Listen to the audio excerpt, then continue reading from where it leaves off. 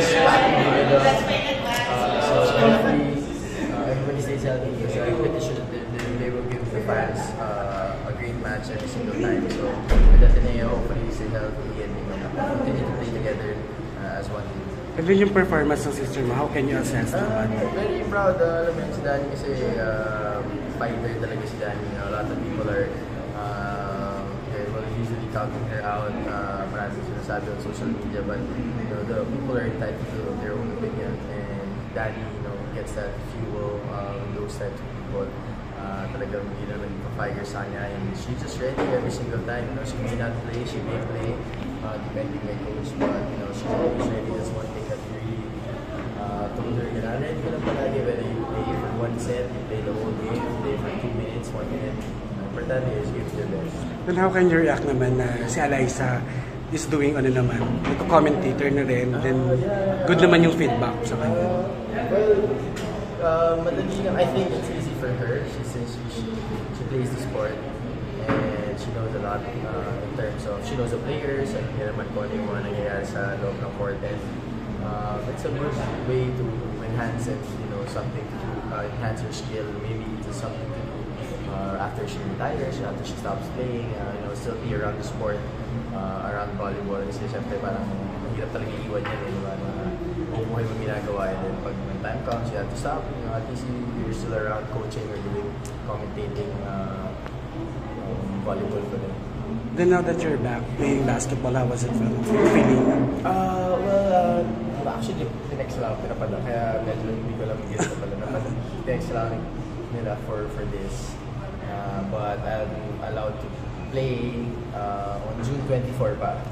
So I'll be, I'm still working out by myself. But you're training with them? No, I can't. I can't practice pa with them. So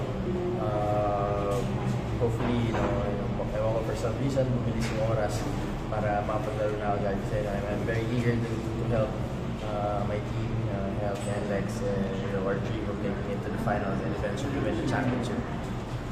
Ano yung sekreto niyo ni Alyssa, even up to now, your strong relationship still, in spite of your busy schedules? Well, siguro, we're two different people focusing on our different careers, focusing on basketball and trying to get back because I've been away for a year and a half, and also for her, ngayon, nasa professional career na siya. You want to give each other the maximum time, maximum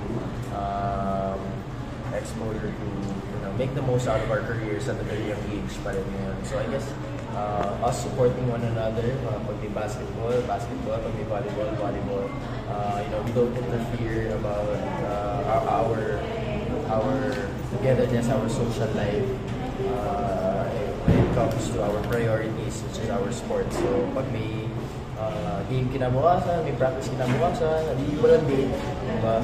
Ano yung banding niyo together? Usually watch sports pa din. Sports pa din? May game, we still watch the games at home. Sometimes we play golf together. But I guess that's one thing, di ba? Pag you realize the priorities of one another, alam mo naman kung ano yung hindi pwede, tsaka pwedeng gawin. Basta kailangan. Sabi nga namin, always an inspiration, never a distraction. Yun ang isa sa mga motto namin na kaya ngayon 4 years na kami together, and I'm pretty sure na a lot of people expected that, but ganun kami pa rin naman. 4 years, medyo matagal-tagal na. Siyempre, laging tanong ng mga tao dyan, may plans na ba to settle down? Well, yun nga, so siguro plans, we talk about it every now and then, but the plan is to really maximize the time that we're playing. Hindi mahabang buhay na magpa-volleyball siya. Of course, at one point of her career, she wants to settle down, have her own family. But we do talk about it. We're not getting any younger, and we want to focus on the future, not just 5 years from now, 10 years from now, but as soon as we, kung kami magkakatuluyan, our family, our kids, So we do talk about it. I'll be honest, but for now, our main priority is me to get back and play basketball once again, and for her to wait for her to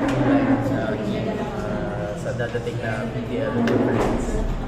na sabi ba sa'yo ni Eliza kung ano yung dream wedding niya kung sakaling matutuloy na? Wedding, actually hindi pa. Hindi niya nasabi ko anong plano niya.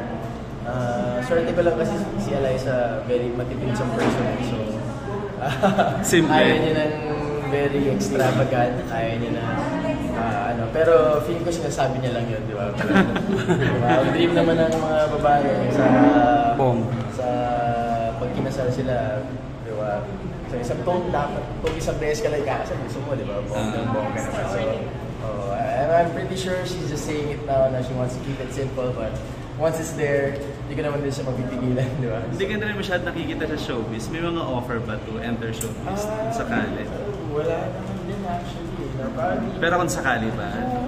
Yeah, I'm open to it, but I understand where people are coming from. I haven't been seen on basketball for quite some time now, so exposure-wise, I'm not around the vicinity or the area. I'm not the right person to get for endorsements now. Yung ganyan, syempre, hindi naman ako nakikita yan. I have so much restrictions in doing, di ba? Like, kilala ako mag-basketball, pero, I can't play basketball, di ba? So, bakit? So, but, some brands, I have endorsements pa rin naman, but plans, showbiz siguro, hindi natin, pero I'm not that person. You're close to Vice Ganda. Anong masasabi mo na medyo may boyfriend daw siya ngayon at si Ayon daw yung nababalita? Alam ko, kaka-birthday niya lang eh. So, binati mo na ba siya? I just wished happy birthday. And whatever is happening on her social life, as long as nakikita mo naman yung kaibigan mo na masaya, wala ka naman sabihin sa kanya.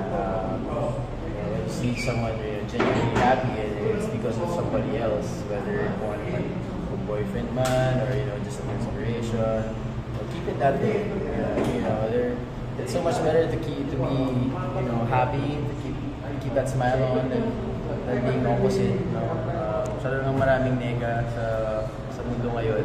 Tayo naman natin sumama sa mga ganung klaseng bagay. Everybody should be happy. There's so many things to be happy about, to smile about, and for her siguro, ganun man, meron siyang boyfriend. Do you know personally Ayon? No. I don't have it. Pero nakikwento niya ba sa iyo? No naman.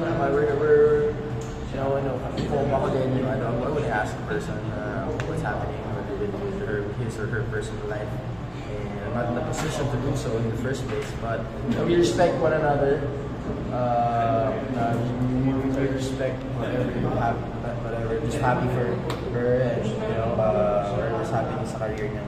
Yung wish mo na lang sa kanya ngayong birthday niya? Wish ko sa kanya, find that true happiness. Hindi naman kailangan nasa love life yan. Maraming tao ngayon fighting a lot of things na hindi natin nakikita. Si Vice komedyante yan, and he brings all the laughs and smiles to each and every one of us. And she deserves nothing but the best. Good friends, true friends, who really care for her. And she's blessed now to have those people around her. So, last na lang, ano na lang yung message mo sa Ateneo Women's Volleyball? Sa Ateneo Women's Volleyball team, you guys just have to stay healthy, play together, play through adversity. You have a bigger, the target gets bigger and bigger as everybody wants to beat you guys, and you're on top. You're engaged with everybody, and now you have the chance to enter the Final Four and get that first lead advantage, grab that opportunity, and then take it one game at a time. You wanna invite also yung mga taga Pampanga to support Coach? Sa lahat ng mga taga Pampanga, sana supportan si Coach Sheng sa darating na election. Bilang coach, alam ko kung paano siya magpatakbo ng isang organisasyon, isang team.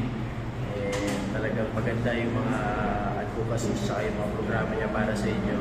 Makakatulong to especially sa mga kabataan, sa lahat ng tao dito sa Pampanga. So hopefully supportahan natin siya sa darating na election. Thank you.